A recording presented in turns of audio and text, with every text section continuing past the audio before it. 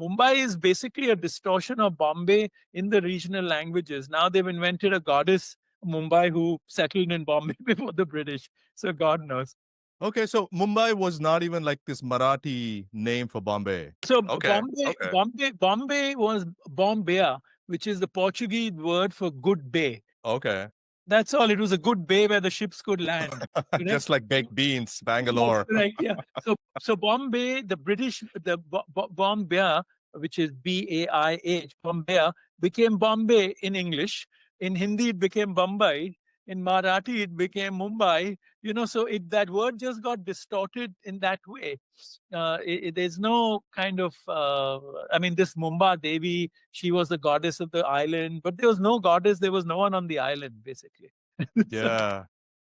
Yeah, I mean, it's so fascinating to me that these things happen. And I mean, the only sort of logical takeaway that I have, in a sense, is that, or maybe we the people were asleep at the wheel. We just don't participate enough in our politics, or maybe in our communities, or something like that.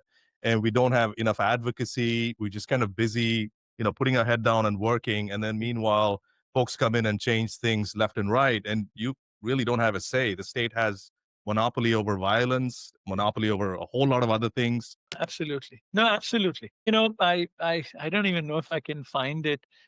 Many, many years ago, you're talking about Bangalore. So are you from Bangalore? Oh, Oh, yeah. okay, then I did a piece about 10 or 15 years ago for the Harvard Design Magazine. If I find a PDF, I'll send it to you. Oh, I called it Dysfunctional Boomtown, and that was the essay. But before that, 30 years ago, I almost settled in Bangalore. I even put money down on an apartment, but various life events led me to stay in Bombay. And so I was sort of looking at Bangalore very carefully.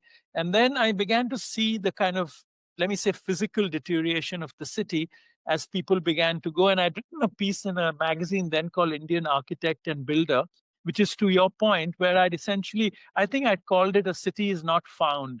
Because, I used to get really upset when I would meet people in Bombay who are either rich or retiring, and they would say, we found a lovely place to go and settle down.